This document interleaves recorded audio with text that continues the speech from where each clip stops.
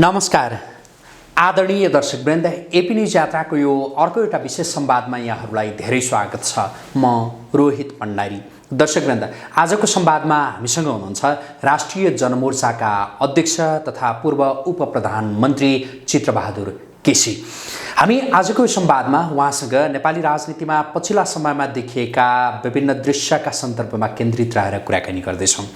संसद विघटन होस् या संसद पुनर्स्थापना, तत्कालीन नेकपा एमाले र माओवादी केन्द्र मिलेर बनेको नेकपा होस् या नेकपाको जो नाम मात्रै होइन कि त्यो एकीकरण नै ठिक भएन भने जसरी सर्वोच्च अदालतले पूर्ववत अवस्थामा नै नेकपा एमाले र माओवादीलाई फर्काइदिएको अवस्था होस्, चाहे संसद पुनर्स्थापनापछि प्रधानमन्त्रीले नैतिकता देखाउनुपर्छ भनेर उहाँको राजीनामा मागिएका सन्दर्भहरू हुन् या प्रधानमन्त्रीले राजीनामा नदिएर म संसद फेस गर्छु भनेर सार्वजनिक गरेका अभिव्यक्तिका सन्दर्भहरू हुन्।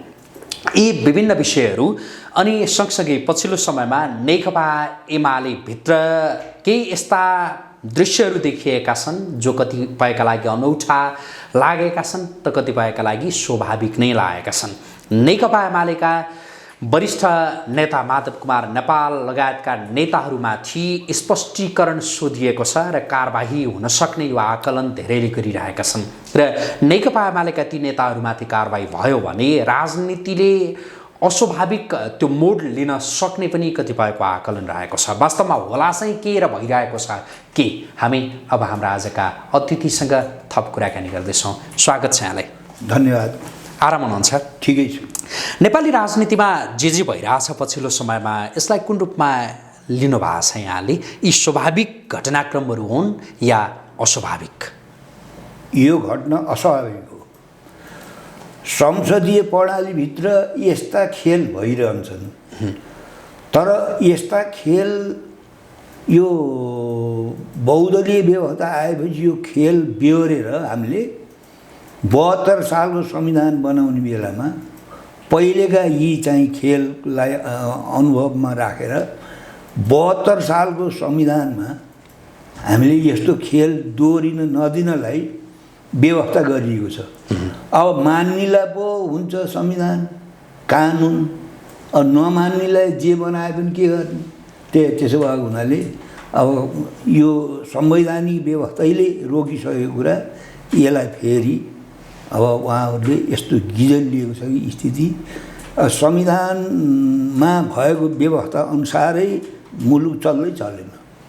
संसद विघटन गर्नको लागि पनि त तपाईँको चाहिँ त्यहाँ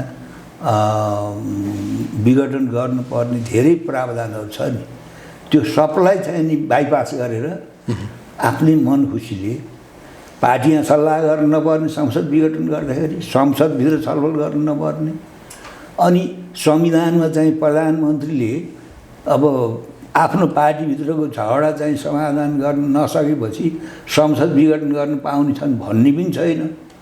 पहिले त तपाईँको चाहिँ नि राजा महेन्द्रले विघटन गर्ने बेला विघटन गर्ने प्रावधान संविधानमा थियो। 2005 सालको संविधानमा 47 सालको संविधानमा टेकेरै हो राजा ज्ञानेन्द्रले प्रतिगमन गर्यो। यी सबै पुरानो इतिहासको अनुभवलाई हामीले ख्याल गरेर त्यसरी चाहिँ अब सरकार प्रमुखलाई जति बेला उति बेला आफ्नो पार्टीका झगडा, आफ्नो पार्टीभित्रका समस्या समाधान गर्न नसकेपछि त्यसको शिकार संसद हुनुपर्ने, त्यसको आर्थिक भार जनताले बोक्नुपर्ने, अनि त्यही किचलो लडाइँ झगडा भएको बेला अनि बाह्य शक्तिहरूले पनि खेल्न पाउने, यो सबै कुरा चाहिँ रोकिन्छ। अब रोक्नुपर्छ भनेर धेरै मिहिनेत गरियो, तर त्यो 12 वर्ष चाहिँ ढुङ्ग्रा राखे पनि बाङ्गको बाङ्गे के भन्छन् नि, फेरि पनि बाङ्गको बाङ्गे भयो। त्यही हो स्थिति अहिले। त्यो संसद विघटन ठिक थिएन भन्ने यहाँको जो भनाइ, अब संसद पुनर्स्थापना पनि भइसक्यो। संसद पुनर्स्थापना भइसकेपछि नैतिकताका आधारमा प्रधानमन्त्री ओलीले राजीनामा दिनुपर्छ भनेर केहीले भने, प्रधानमन्त्री ओली र उहाँ पक्षधरहरूले होइन किन दिने भनेर भने। तपाईँको चाहिँ अपेक्षा के थियो संसद पुनर्स्थापना भइसकेपछि? मेरो मात्रै होइन, सबैको अपेक्षा थियो राजीनामा दिनुहुन्छ भन्ने। सबैको अपेक्षा थियो किनभने अब त्यस किसिमले चाहिँ संविधान संसद विघटन गर्ने बेलामा अब संसदभित्रका पार्टीहरूसँग सल्लाह गर्नु नपर्ने, छलफल गर्नु नपर्ने, त्यो त छँदैछ। आफ्नै पार्टीभित्र पनि कुनै कुरा राय सल्लाह नगरिकन मनोमानी किसिमले चाहिँ संविधानमै व्यवस्था नभएको कुरा त्यस्तो विघटन गरिसकेपछि र त्यो सम्पूर्ण गरेको काम चाहिँ असंवैधानिक हो, अलोकतान्त्रिक हो, अप्रजातान्त्रिक हो भनेर अब सर्वोच्च अदालतले फैसला गरिसकेपछि पनि अब यस्ता दण्ड त मलाई सर्वोच्चले धेरैवटा गरेका छौ भन्नु थाल्नुभयो उहाँ। आश्चर्यकै अवस्था भनेपछि लाज मान्ने, घिन मान्ने, अब केही चाहिँ अब त्यस्तो भएको हुँदो रहेछ। अब जब केही नमान्ने भएपछि त नैतिकता त के हो, के मतलब भयो नैतिकता त? जसरी हुन्छ आफू भाले हो नि। अब त्यस किसिमको यस्तो चाहिँ अब बुर्जुवा पार्टीहरूले पनि, पुँजीवादी पार्टीहरूले पनि जब आफूले गरेको काम गलत ठहर्छ त्यसपछि त चाहिँ सो त चाहिँ राजीनामा दिनुपर्ने चाहिँ अन्त पनि देखेका छौँ। 49 देशहरूमा छ संसारमा पार्लिमेन्ट सिस्टम र कतिपय देशहरूमा तपाईँको चाहिँ नि संसदभित्रैबाट अब तानाशाहहरू उत्पत्ति भएको नि हामीले इतिहासमा देखिएछ, संसदीय इतिहासमा।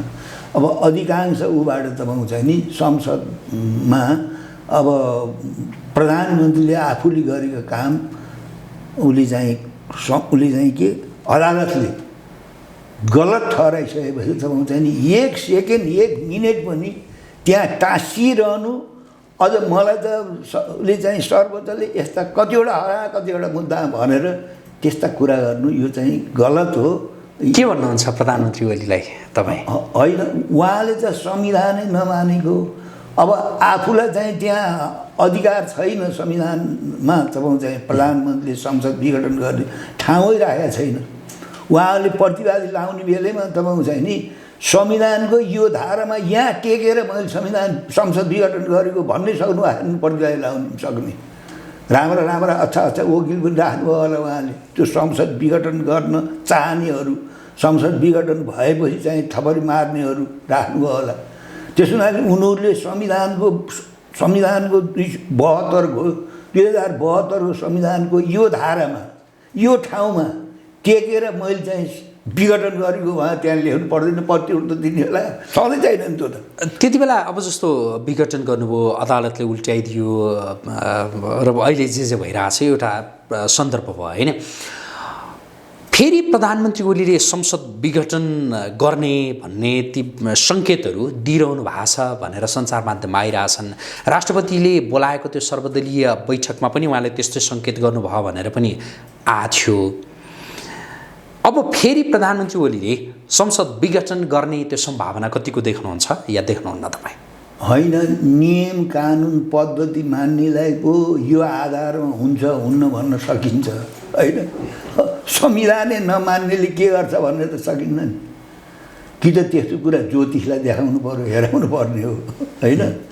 अब जसले नियम मान्छ, कानुन मान्छ, पद्धति मान्छ, परम्परा मान्छ, अब उसले पो यसै गर्छ भन्न सकिन्छ।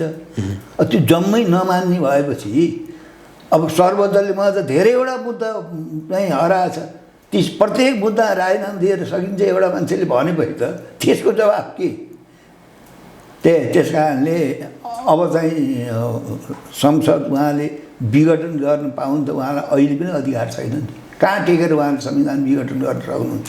तर फेरि अब सरकार अर्को सरकार बन्ने हुन्छ नि, त्यो सम्भावना अलिक क्षीण हुँदै गयो भनेर पनि भनिरहेका छन्। पटक पटक यस्तो भइरह्यो र त्यो संसदले पनि जुन गतिमा काम गर्नुपर्ने हो, गर्न पाउनुपर्ने हो, त्यो नहुँदाका बखतमा प्रधानमन्त्रीले विघटन गर्न किन नपाउने भनेर उहाँ पक्षधरहरूले सोधिरहेका छन्। उहाँ पक्षधरहरूले नै हो नि चाहिँ संविधानमा हुँदै नभएको व्यवस्थालाई चाहिँ विघटन गर्नुपर्छ, गरे हुन्छ भनेर भन्ने। त्यस कारणले अब अहिले संविधान विघटन, संसद विघटन गरेर अब आउने मान्छे कस्ता हुन् र भन्नु मलाई त्यति। ती दुधले नुहाएका छन् बाहिर, ती अब आएर नेपाललाई शक्तिशाली बनाउने, समृद्धिशाली बनाउने। त आउँदा मोहीको पानी पाएनस्, कमरा हात दही भने जस्तो आफूलाई मार्क्सवादी, लेनिनवादी, कुनै बेला त महाविजा आएर मान्ने पनि भनेको सुनिन्थ्यो। तिनी त्यस्ता आएर त यहाँ यो हरिबिजोग गरे होइन। अब यिनलाई पठाएपछि, यिनलाई हटाएपछि अब कस्ता मान्छे आउलान् संसदभित्र, त्यो पनि हामीले तस्बिर देखेका छौँ नि। त्यसो हुनाले हाम्रो सुझाव त अहिले नि के हो भने अझै पनि ओलीजीले चाहिँ बाटो खुला गर्नुपर्छ। अझै उहाँले यत्रो असंवैधानिक, अलोकतान्त्रिक, अप्रजातान्त्रिक गतिविधि गरिसकेपछि अहिले पनि उहाँले चाहिँ नि संसद विघटन गरेको स्वीकार गर्ने, सर्वोच्च अदालतलाई मान्ने, कार्यान्वयन नगर्ने, अझै पनि चाहिँ चुनावमा अहिले नेपाली जनताको आवश्यकता हो चुनावमा जाने। त्यही हो। लाखौँ मान्छे बेरोजगार छन्। लाखौँ मान्छेलाई तपाईँ चाहिँ कोरोनाको खोप ल्याउनको लागि चाहिँ सरकारले हात थाप्दै गरिरहेको छ। अन्तर्राष्ट्रिय तपाईँ चाहिँ वित्तीय संस्थाहरू हात पसारिरहेछ। अहिले नेपाली जनताले मागेको चाहिँ नि संसद भत्काएर अब चाहिँ चुनावमा जाम भन्ने हो। त्यो पनि उनीहरूको एउटा पार्टी, सत्ताधारी पार्टीहरूको झगडा। त्यो झगडाको शिकार संसद हुनुपर्ने, नेपाली जनताले त्यसको सजाय भोग्नुपर्ने, दण्ड तिर्नुपर्ने, यस्तो हुन्छ। यी सबै कामका लागि प्रधानमन्त्री केपी शर्मा ओलीलाई केले प्रेरित गरिरह होला? मैले यहाँसँग ठ्याक्कै सोध्न खोजेको चाहिँ उहाँको कतिपयले के भनिरहेछन् भनेदेखि यहाँका शक्तिले मात्रै होइन, अरू कतैको त्यो ब्याक सपोर्ट छ त्यसको आधारमा भनेर भनिरहेका छन्। कतिपयले होइन, कहाँ त्यो मान्छेहरूले लगाइरहेको त्यो फतुरा आरोप मात्रै हो भनेर पनि भनिरहेका छन्।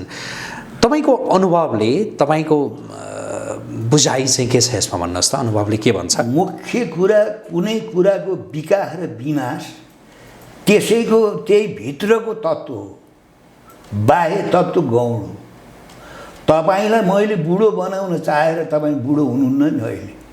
तपाईँलाई बुढो गराउने, पुराना सेल मर्दै जाने, नयाँ सेल चाहिँ थपिन छाड्ने भएपछि तपाईँलाई बुढो त मैले बाहिरबाट बनाउन सक्दिनँ, केही डिस्टर्ब गर्छु। हेर्नुहोस् है, त्यस कारणले मूल कुरा तपाईँको चाहिँ नि जुन कुराको विकास र विनाश हुने पद्धति, नियम, प्राकृतिक नियम त्यही वस्तुभित्र हुन्छ।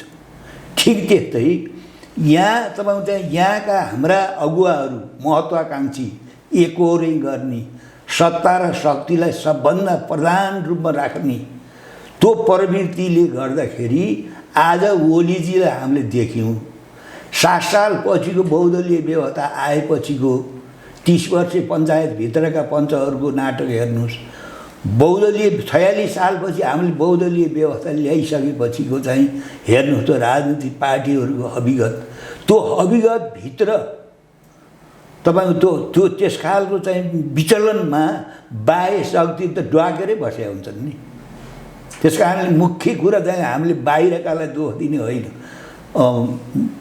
तपाईँको घाउ भएपछि न त्यहाँ हरिया माखा बस्ने हो। हरिया माखा पऱ्यो त्यहाँ औँसा पर्छ, किरा, अनि किरा पर्छ। ठिक त्यस्तै जब हामीले तपाईँको चाहिँ नि आफू चाहिँ विधानसँग तरिकाले, संविधानसँग तरिकाले पार्टी सञ्चालन गर्ने पद्धति अनुसार हामी आफू चल्दैनौँ, त्यसपछि हाम्रो यो कमजोरी देखेर बाह्य शक्तिहरू नचाउन आउँछन्, यहाँ उफार्न आउँछन्। त्यो त हामीले चाहिँ नेपालको इतिहासभरि देख्दै आएको, भोग्दै आएको हो नि। त्यस कारणले प्रधान कुरा यहाँ हाम्रो तपाईँको चाहिँ नि अयोग्यता, हाम्रो अवसरवादिता, हाम्रो महत्त्वाकाङ्क्षा, हाम्रो ढिपी, हाम्रो स्वार्थले हामी नाच्छौँ हो। त्यो हाम्रो कमजोरीबाट तपाईँ चाहिँ बाह्य शक्तिहरू आएर तपाईँ चाहिँ हामीलाई खेलाउने, उचाल्ने, बुद्धि दिने, चाहिए पैसा पनि दिने, त्यो चाहिँ गर्छन्। प्रधान कुरा बाहिरका मान्छेको कम हो त्यो चाहिँ हस्तक्षेप। अब यता प्रधानमन्त्री केपी शर्मा ओलीको पार्टी नेकपा एमालेमा जुन खालको विग्रह यति बेला जे देखिँदैछ, हुन त उहाँहरूको आन्तरिक त्यो पार्टीका विषयमा त्यति धेरै टिप्पणी गर्न यहाँका तर्फबाट ठिक होला नहोला त्यो यहाँले नै बुझ्नु होला। तर जे प्रधानमन्त्री ओलीले अध्यक्षका रूपमा जुन खालका कदम उहाँको पार्टीभित्र चालिरहनु भएको छ नि, यसका प्रति तपाईँको खास त्यस्तो कुनै टिप्पणी छ? म त टिप्पणी गरिरहेको छु नि। के भन्न चाहनुहुन्छ? कुनै पार्टीमा तपाईँ बसिसकेपछि त्यो पार्टीको चाहे अध्यक्ष होस्, चाहे प्रधानमन्त्री होस्, त्यो पार्टी सञ्चालन गर्ने विधि हुन्छ, पद्धति हुन्छ। अझ कम्युनिस्ट पार्टी भन्नुहुन्छ उहाँहरूले त आफूलाई, होइन, गौरव साथ। त्यस कारणले पार्टी, कम्युनिस्ट पार्टीको त अझ के हुन्छ भन्नुहुन्छ भने सामूहिक तपाईँको निर्णय हुन्छ। सामूहिक निर्णय बेगर तपाईँको चाहिँ पार्टीले नेताहरूले केही गर्नै पाइने। सामूहिक निर्णय, व्यक्तिगत जिम्मेवारी। अनि पार्टीले तपाईँको चाहिँ गरेका निर्णयलाई चाहे राष्ट्रपति होस्, चाहे प्रधानमन्त्री होस्, चाहे तपाईँको चाहिँ सरकार प्रमुख हो, जेसुकै होस्, उसले तपाईँको चाहिँ पार्टीको निर्णय मान्नुपर्छ। र केन्द्रको चाहिँ निर्देशन तपाईँको चाहिँ सम्पूर्ण पार्टीले चाहिँ मान्नुपर्छ। यदि त्यो मान्दैन, परिवारमै भन्नु न, परिवार सञ्चालन गर्ने त नियम हुन्छ नि। तपाईँ भर्खर गाडी चलाएर आउनु हो, त्यो बाटोमा गाडी चलाउने चाहिँ नियम छ कि छैन?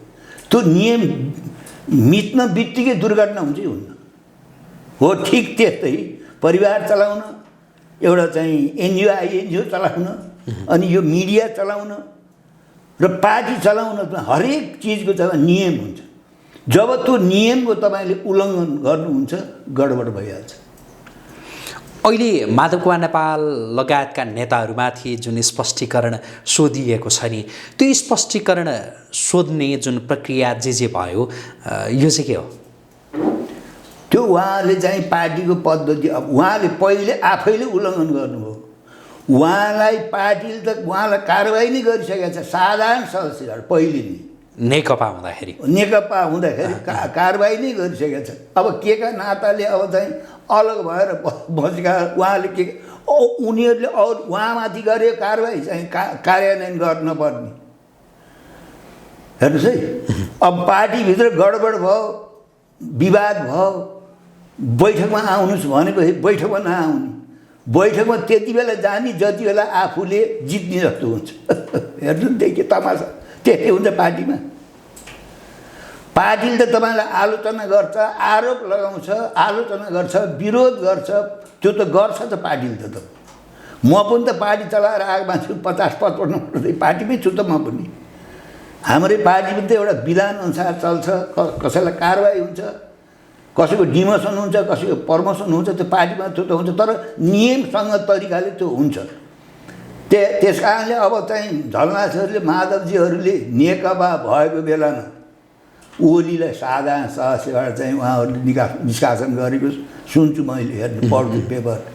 फेरि तपाईँ चाहिँ साधारण सदस्य नै नरहेको मान्छेले अब फेरि उहाँहरूलाई के को कारबाही हुन्छ, फेरि कारबाही गरेको सुनिन्छ फेरि। तर त्यो त नेकपा हुँदाखेरि, अहिले त उहाँ एमालेको अध्यक्ष हुनुहुन्छ नि त, होइन? त्यति बेला नेकपा हुँदाखेरि चाहिँ उहाँमाथि कारबाही भयो। अहिले त उहाँ एमालेको अध्यक्षका रूपमा उहाँले यी कदमहरू चालिरहनु भएको छ। उहाँ नेकपाको हैसियतले नै पार्टी अध्यक्ष हुनुभएको, नेकपाको नाताले नै उहाँ यो देशको मुलुकको प्रधानमन्त्री हुनुभएको, यो नेकपाको उम्मेदवार भएर नै उहाँले चाहिँ झापाबाट जित्नुभएको, होइन? भनेपछि नेकपाको नामबाट गरेका फाइदा जति सबै उहाँले गरेको हो नि, त्यसले गरेको त म चाहिँ गल्ती कमजोरी फेरि लिन पाइँदैन, ऊ चाहिँ बेहोर्नु पर्दैन। अब उहाँले स्पष्टीकरण सोध्नु भएको छ, होइन? अब स्पष्टीकरण यता माधव कुमार नेपाल लगायतका नेताहरूले दिनु होला नदिनु होला के होला, त्यो एउटा बाटो छ। यहाँले के देखिरहनु भएको छ अब सम्मुखमा? के हुँदैछ? त्यो के हुन्छ भने तपाईँको चाहिँ यो भद्रगोल हुन्छ। एमाले तपाईँको चाहिँ नेकपाभित्र त फुट्यो। जुन पार्टी जोड्ने बेला जुन एउटा विषवृक्ष सुरुवात रोकिएको थियो नि, कुनै सैद्धान्तिक छलफल नगरिकन, तत्कालीन राजनीतिक छलफल नगरिकन, साङ्गठनिक पद्धतिको बारेमा छलफल नगरिकन दुईटा मिलेर अझ उहाँले लागेको धाक त किन हो, दुवैटा चाहिने अध्यक्ष भएको भनेपछि सेवर जेड चलाउनु त चाहिँ दुईवटा अध्यक्ष चाहिन्छ नि। टेम्पो चलाउनु भयो, एउटा लुती ड्राइभर आउनुहुन्छ भनेर सुन्नुभयो तपाईँले? यही हो चाहिँ जेड चलाएको ड्राइभरको हकीकत। दुईजनाले जे सल्लाह गरे पनि चाहिँ त्यहाँ 8 लाख सदस्य छ भन्नेले मन ढलाएर मानेर हिँडेनन् भन्नु। यो 3-4 वर्ष त तपाईँको चाहिने अरू त फाजिलमा परेका कर्मचारी जस्तो भयो। माओवादीका चाहिने हजारौँ कार्यकर्ता नेताहरू, एमालेका कार्यकर्ता नेताहरू जे गर्छन् ती चाहिँ सेवर जेटका पाइलटहरूले गरे नि त। त्यस्तो पद्धति हुन्छ कुनै पार्टीभित्र। दुईजना मान्छे सर्वेसर्वा, उनको कुरा मिल्यो भने मिल्यो, उनको कुरा मिलेन भने यत्रो पार्टी नै विघटन गर्नुपर्ने, अनि राष्ट्रलाई नै तपाईँ चाहिँ यस खालको चाहिँ स्थिति गन्डगोल स्थितिमा पुर्याउने। त्यस कारणले सबभन्दा पहिलो कुरा त त्यो पार्टी तपाईँ चाहिँ एकीकरण गर्ने बेलैमा हामीले प्रश्न उठाएका थियौँ। कुनै सैद्धान्तिक छलफल होइन, कुनै राजनीतिक छलफल होइन, साङ्गठनिक छलफल होइन, कुनै नीतिगत छलफल भन्दा नि ट्याक्क आउँदो चाहिँ नजिकको चुनाव जित्नु थियो, काङ्ग्रेसलाई भित्तामा पुर्याउनु थियो। पुर्याउनु त पुर्याए पनि होइन, केही छलफल भएन। अब एउटा पार्टीमा दुईवटा अध्यक्ष अनि प्रधानमन्त्री केही गरी हुने भए त्यो प्रधानमन्त्रीको पद पनि बच्ची आधी सुन्नुभयो तपाईँले कहीँ संसारमा? एउटा पार्टीभित्र समझदारी हुने एउटा कुरा हो, सबले सुन्नमा आयो। आधी खाने प्रधानमन्त्री उहाँहरूले जनता र राष्ट्रको लागि पार्टी एकीकरण गरेको भए दुवैटा अध्यक्ष बनाउनु पर्ने आवश्यकता थिएन। साँच्चीकै देशलाई चाहिँ नि सुबाटो लाने, समृद्धितिर लाने भए त एउटै अध्यक्षले काम चल्थ्यो, एउटै महामन्त्री भए काम चल्थ्यो। नेकपाको तर्फबाट जो प्रधानमन्त्री भयो नि पाँचवटा वर्षलाई त्यो प्रधानमन्त्रीलाई चाहिँ नि अब काम गर्छ दिदी चाहिँ कुरा हुन्थ्यो। त्यति बेला त्यो सबै नक्कली थियो, सबै अफसरको चाहिँ खोजीमा आफ्नो व्यक्तिगत महत्त्वाकाङ्क्षा पदको लागि। अनि पदमा गएपछि तपाईँको चाहिँ नि रजाइ गर्ने नेपाली जनताको सम्पत्तिमाथि त्यो उद्देश्य थियो भित्र। त्यस हुनाले छिटै तिम्रो हाम्रो पिरती भयो पिचुरिक्कै भने जस्तो पिचुरिक्क भयो। त्यो सैद्धान्तिक आधारमा, राजनीतिक आधारमा, एउटा साङ्गठनिक आधारमा त उहाँहरूले पार्टी एकता गरेको होइन। झ्यापझुप्प गरेर तपाईँको चाहिँ नि अब यो 3वटा वर्ष अब उहाँले चाहिँ रजाइ गर्नुभयो। अब बाँकीलाई अब टेर्ने कुरा नि भएन। विधि छ के नि, देश चलाउने विधि छ, ऐन छ, कानुन छ, विधान छ। त्यस्तै पार्टी चलाउने पनि पार्टीको विधान हुन्छ, नियम हुन्छ। ती कुनै कुरा नमानेर तपाईँ चाहिँ नि दुईटाको चोचो मिले पार ती 8 लाख नेता कार्यकर्ताले मान्नै पर्ने। पानीमा हालेर काट्न राखेको बोकालाई चाहिँ नाक काना पानी बाएर मन्छाउँछ नि, पन्ट हल्लाउँछ नि, माने देवताले माने भन्छन् नि। ठिक त्यस्तै अब केन्द्रीय समितिको निर्णय हुनु पऱ्यो नि, पार्टी सञ्चालन हुन्छ। पिबीको निर्णय हुनु पऱ्यो नि, सचिवालयको निर्णय हुनु पऱ्यो नि त तपाईँ चाहिँ पार्टी सञ्चालन गर्नुको लागि। त्यसो भएको हुनाले उहाँको पार्टी गठनकै बेलामा चाहिँ असैद्धान्तिक थियो। एउटा तपाईँ चाहिँ अफसरको चाहिँ खोजीको लागि त्यो भएको थियो। एउटाले चाहिँ अर्कालाई चाहिँ उपयोग गरेर अब सत्ता र शक्तिको तपाईँ चाहिँ रसास्वादन गर्ने कुरा थियो। अब यसमा चाहिँ ओलीजी सफल हुनुभयो, व्यक्तिगत महत्त्वाकाङ्क्षा पुरा गर्न, सत्ताको रसास्वादन गर्न उहाँ सफल। अब उहाँ सफल हुँदै गर्दा अब देशले चाहिँ अब कस्तो खालको त्यो दुर्गति बेहोर्नु पर्छ या देशले चाहिँ राम्रो ओली कुर्सीमा हुँदाखेरि राम्रो चाहिँ हुन्छ? उहाँको आफ्नो तपाईँको चाहिँ नि महत्त्वाकाङ्क्षा होइन, आफ्नो चाहिँ चाहना त पुरा भयो, तर राष्ट्रले के पायो भन्दाखेरि चाहिँ राष्ट्रको दुर्गति नै भयो। र अहिले पनि तपाईँको चाहिँ नि सबै देशी विदेशी चाहिँ शक्तिहरू तपाईँको चाहिँ थपरी मारेर बसेका छन्। प्रधानमन्त्री केपी शर्मा ओली त्यो कुर्सीबाट बाहिरिँदाखेरि चाहिँ देशको हितमा हुन्छ त्यो कि के हुन्छ? एक हिसाबले यति बेला दुर्गति भयो होइन, तपाईँले एकै शब्द। अब उहाँ त्यो प्रधानमन्त्रीको कुर्सीमा रहिरहँदा थप देशले दुर्गति भोग्नुपर्छ या राम्रो बाटोमा लाग्छ? होइन, यो यद्यपि यो संसदीय व्यवस्था तपाईँको चाहिँ नि प्रतिक्रियावादी व्यवस्थै हो। यो जहाँ संसदीय व्यवस्था छन् त्यहाँ तपाईँको चाहिँ टाठा बाठाहरू ट्याक्टिक्स टिक्रम जानेकाहरू उनीहरूकै रजाइ हुन्छ। अन्त पनि तपाईँले देख्नुभयो भने तैपनि नेपालमा त चाहिँ बहुदलीय व्यवस्था संस्थागत भएको छैन नि, गणतन्त्र संस्थागत भएको छैन नि, धर्मनिरपेक्षता संस्थागत भएको छैन। अहिले पनि यो चाहिँ बहुदलीय व्यवस्थालाई सिद्ध्याउनुको लागि, गणतन्त्रलाई सिद्ध्याउनुको लागि, धर्मनिरपेक्षता सिद्ध्याउनुको लागि देशी विदेशी शक्तिहरू तपाईँ चाहिँ सङ्गठित रूपमा खेलिरहेका छन्। त्यसो हुनाले अब हामी त सामान्य भनेको कुरा त के हो भने ओलीजीले असंवैधानिक काम गर्नुभयो। आफ्नो पार्टीलाई त्यत्रो नेपाली जनताले भरोसा विश्वास गरेर झन्डै 2/3 दिइराखेको बेलामा त्यसको सदुपयोग गर्न सकिएन। त्यो नसकेपछि उहाँले पार्टीमै छलफल नगरिकन, पार्टीलाई कुनै सरकार नराखिकन आफ्नो वरिपरि बस्ने केही मान्छेको चाहिँ राय सल्लाहले उहाँले जो संसद विघटन गर्नुभयो। त्यो विघटनले तपाईँको चाहिँ नि नेकपा मात्रै विघटन भएन, तपाईँको चाहिँ राष्ट्रलाई नि एउटा दुर्गामी असर पर्ने भयो। त्यस कारणले कमसेकम संसदीय प्रणाली मान्ने हो नि उहाँहरूले। त्यो प्रणाली अन्तर्गत पनि ओलीजीले चाहिँ बाटो चाहिँ साफ गरिदिनुपर्छ, उहाँ चाहिँ हट्नुपर्छ र अहिले पनि तपाईँको चाहिँ नि सहकारी गरेर हुन्छ। पार्टी एकता त असम्भव जस्तै भइसक्यो। अहिले पनि तपाईँको चाहिँ वामपन्थीहरू नै तपाईँको चाहिँ सरकार बनाउनुपर्छ भन्ने हाम्रो सुझाव छ। वामपन्थीहरूको सरकार भनेको माओवादी र एमाले मिलेर सरकार बनाउनु पर्यो भन्ने। अझै पनि अब त्यो सरकारमा ओली नै रहँदा चाहिँ के फरक पर्छ?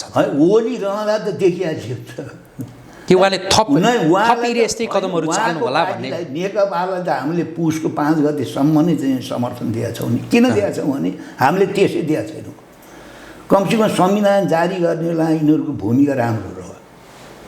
कमसेकम तपाईँको चाहिँ नि अब गणतन्त्रको पक्षमा यिनीहरूको भूमिका राम्रो रह्यो। धर्मनिरपेक्षता, गणतन्त्र होइन, छिटफुट तपाईँको चाहिँ नि अब यो राष्ट्रियताको प्रश्नमा पनि यिनीहरूको तपाईँको चाहिँ नि भूमिका राम्रो भयो। त्यस कारणले राष्ट्रिय जनमोर्चाले समर्थन गर्यो पुस 5 गतेसम्म नेकपालाई, ओलीजीलाई होइन। जब उहाँले त्यस्तो गतिविधि गर्नुभयो हामीले उसै दिन हामीले चाहिँ समर्थन फिर्ता लियौँ। त्यस कारणले अब त्यो चाहिँ त्यो विघटन गरिसके तपाईँको चाहिँ खालि नेकपा मात्र चाहिँ छेदविच्छेद भएन, टुक्रा टुक्रा भएन कि तपाईँको चाहिँ मुलुकमाथि नै देशी विदेशी तत्त्वहरू तपाईँको चाहिँ असाध्य रमाएका छन्। र यो बहुदलीय व्यवस्था त हाम्रो संस्थागत भएको छैन अहिले पनि, गणतन्त्र संस्थागत। बेलायतमा, फ्रान्समा, अमेरिकामा अब तपाईँको चाहिँ बहुदलीय व्यवस्था जाला कि उहाँ डराउनु पर्दैन त्यहाँ। एकैछिन है, जस्तो ओली प्रधानमन्त्रीका रूपमा रहिरहन उहाँलाई नैतिकताले मात्रै नदिने हो या अरू केही थप तपाईँले अरू थप दुर्घटनाको त्यस्तो सम्भावना देखिरहनु भएको छ, थप त्यस्ता दुर्गतिहरूको सम्भावना देखिरहनु भएको छ र ओली त्यो कुर्सीमा रहन हुँदैन, बरु वामपन्थीकै नेतृत्वमा सरकार चाहिँ बन्नुपर्छ, उहाँ चाहिँ होइन अरू कोही भनेर भनिरहनु भएको छ? होइन, त्यो अहिले पनि तपाईँको चाहिँ देशी विदेशी शक्तिहरू त रमाएका छन् नि। अब यो सरकार विघटन भइसकेपछि, सरकार नै संसद विघटन भइसकेपछि, त्यस कारणले अब बन्ने सरकारमा तपाईँको चाहिँ विभिन्न पक्षसँग चाहिँ हारगुहार मागिरहेका छन्। भन्नु न, एउटै पार्टीको सरकारलाई लहर चाहिँ खोला फालेर त्यसपछि तपाईँको चाहिँ देख्नु भएन, उनीहरूले चाहिँ नि हाम्रो नेतृत्व गरिदिनु पऱ्यो, हामी चाहिँ भित्र पऱ्यौँ भनेर अरू शक्तिसँग तपाईँको चाहिँ नि हारगुहार मागेको देख्नु भएन। यो जात्रा होइन, यो आफ्नै पार्टीलाई तपाईँको चाहिँ नेपाली जनताले त्यत्रो 2/3 झन्डै 2/3 दिएपछि त्यसलाई परिचालन नगरेर त्यसलाई लहर चाहिँ विघटन गरेर के कारणले भन्दा पार्टीभित्र झगडा भएको कारणले। त्यस कारणले अहिले पनि राष्ट्रिय जनमोर्चाको मत के छ भने अहिले पनि तपाईँको चाहिँ नि अब पार्टी एकतालाई त अब सम्भावना देखिन्न, तैपनि वामपन्थीहरूको त्यत्रो संसदभित्र त्यत्रो मत छ, त्यत्रो शक्ति छ। अहिले पनि यदि पार्टी एउटै हुन्न भने पनि तपाईँको चाहिँ नि सहकार्य गरेर कार्यगत एकता गरेर अहिले पनि तपाईँको चाहिँ नि वामपन्थीहरूको सरकार बन्नुपर्छ। मैले फेरि पनि दोहोऱ्याएर सोधेँ यहाँसँग कि ओली नै प्रधानमन्त्रीका रूपमा रहिरहँदा अब यस्तो बिग्रिने के बिग्रियो होइन, अब थप के बिग्रिन्छ, के देख्नु भएको छ? अब तपाईँको चाहिँ देशको राष्ट्रियता, सार्वभौमता र अखण्डता माथि नै तपाईँको चाहिँ खतरा बढ्ने मैले देखिरहेको छु। त बाह्य शक्तिहरूले उहाँहरूलाई त्यसै मद्दत गर्नु बिना शर्त। यहाँ तपाईँ उहाँले एमसिसी पारित गर्नुको लागि ठुलो प्रयत्न गर्नुभएको थियो 2 वर्षदेखि, त्यो पारित गराउन चाहिँ सक्नु भएन, बेग्ली कुरा हो होइन। अब त्यस्तै तपाईँको चाहिँ लिम्पियाधुरा लिपुलेख कालापानीमा अब भारतले तपाईँको चाहिँ कब्जा गरेर राखेको छ। अब बन्ने सरकारलाई तपाईँको चाहिँ तिमीहरूले त्यो हक दाबी छोड्नुपर्छ भनेर दबाब आउने खतरा छ। हेर्नुहोस्, अब स्वयं तपाईँको चाहिँ नि हामीले लिपुलेख कालापानी अब नेपालको नक्सामा राखिसकेपछि शिक्षा विभागले तपाईँको चाहिँ त्यो पाठ्यक्रममा राख्ने भनेर छापेन किताब। ओलीजीले आदेश गर्नुभयो त्यो किताब अहिले नबाँड भनेर। धानको छाँड त परालबाट बुझिन्छ नि। अब किन आफू नमिलेपछि, आफ्नो पार्टीभित्र चाहिँ झगडा तन्टा भएपछि त बाहिरकाले त्यो खेल खेल्छन् नि। यिनी कमजोर छन्, यही बेला आफ्नो दुनो सोझाउने हो।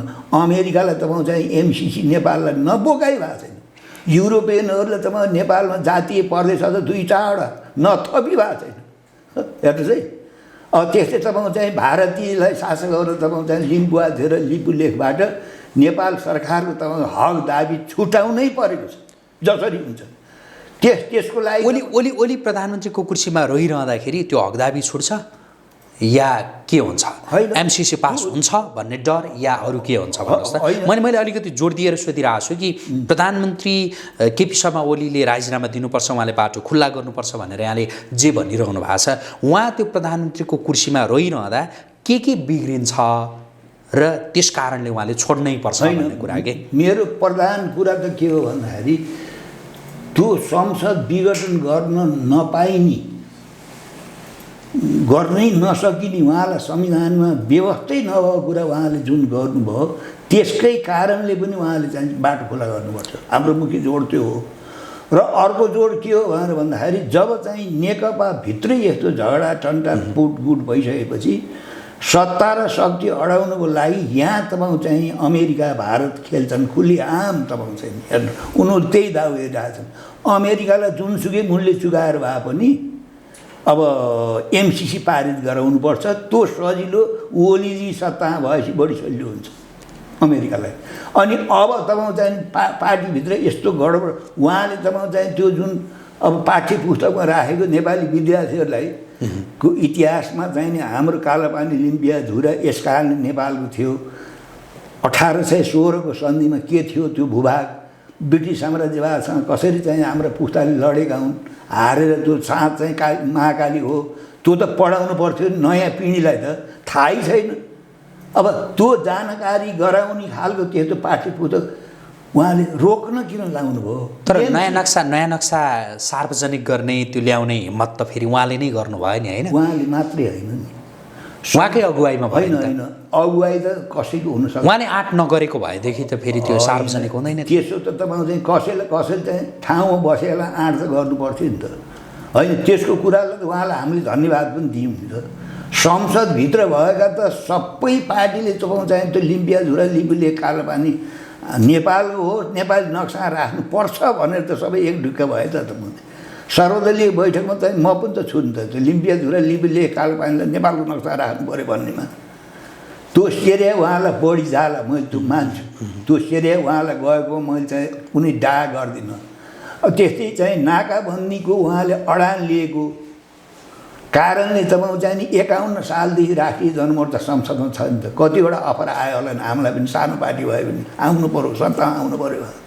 स्वयं एमालेका साथीहरूले चाहिँ अफर गर्नुभयो होला नि उहाँले जुन बेला तपाईँ चाहिँ नि नाकाबन्दीको विरोध गर्नुभयो हामी समेत सरकारमा सामेल भयौँ चीनसँग तपाईँ चाहिँ व्यापार पारवाहन सम्झौता गऱ्यौँ हामीले गराउँ लायौँ उहाँलाई त्यस कारणले उहाँले एक्लै गरेको त्यस कारणले उहाँले त्यो श्रेय उहाँलाई जान्न त्यो लिम्पिया झुरा लिम्बूले त्यो हाम्रो भारतले मिचेको हडप गरेको लुटेको त्यो भूभागलाई नेपालको चाहिँ नक्सा राखेको कुरामा तपाईँ चाहिँ नेपालका संसदभित्र भएका सबै पार्टीलाई त्यो श्रेय जान्छ बढी श्रेय त्यति कारणले उहाँले चाहिँ संविधान नमाने पनि हुने त्यति कारणले तपाईँ चाहिँ उहाँले नियम कानुन विधान नमाने पनि हुने त्यस्तो त होइन नि त्यो जस त गयो नि उहाँले त हामीले भन्यौँ नि विरोधीहरूसित तपाईँको चाहिँ नि 7 सालपछि धेरै प्रधानमन्त्री भए धेरै मान्छे राजा भए किन त्यो चाहिँ उसले चाहिँ इन्डियाले हडप गरेको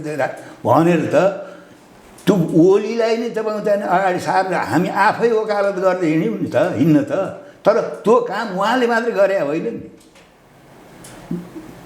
त्यहाँ संसदभित्र भएका सबै पार्टीले एक धुर भएर चाहिँ राख्न मन्जुर गरे होला नि त्यसको अगुवाई उहाँले गर्नुभयो संविधान बन्दाखेरिको अगुवाई तपाईँको चाहिँ नि उहाँहरूले गर्नुभयो सुशीलजीले गर्नुभयो होइन त्यसभन्दा पहिले नि काङ्ग्रेस कति सरकार बने त्यो देशको चाहिँ सार्वभौम सत्ता जनतामा निहित संविधान बन्नुपर्छ भनेर त हाम्रो पार्टीले 14 सालदेखि सङ्घर्ष गर्दै आयो त्यस कारणले जुन बेला जसले जे काम गर्यो त्यसको श्रेय त त्यो मान्छेलाई जान्छ नि कसैका रिस त भएन मैले आफै दर्जनौँ ठाउँमा भनेको छु पहिलेका सरकारले चाहिँ लिम्पिया झुरा लिम्बूले कालोपानी नेपाल नक्सा किन राखेनन् गोलीले नै राखे त्यस कारण ठिक हो भन्यौँ त हामीले भनिरहेका छौँ नि जब गल्ती गरेपछि त गल्ती गरे पनि इतिहासमा केही काम राम्रो गरे हो त्यस कारणले जति गल्ती गरे पनि उही पहिले एकचोटि एउटा काम गरे राम्रो काम गरे हुनाले त्यसैले उहाँले राजीनामा दिए पनि फेरि त्यसपछि आशलाग्दो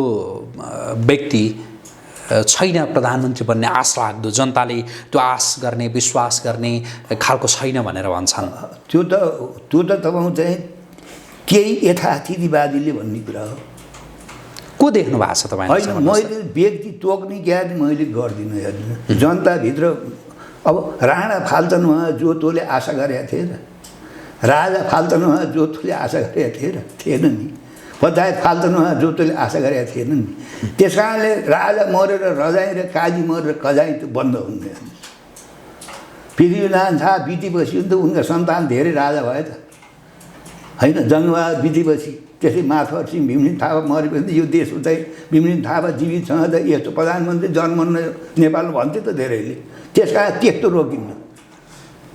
तपाईँले चाहिँ त्यस्तो पहिले चाहिँ त्यस्तो रडिअप त्यस्तो फिटफाट त्यस्तो मान्छे, त्यस्तो योग्य मान्छे त्यही जनताभित्रै होला नि त।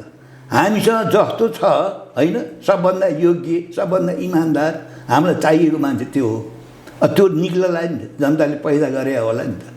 त्यसो हुनाले विकल्प छैन भने त हामीलाई त बानी पारेका छन्।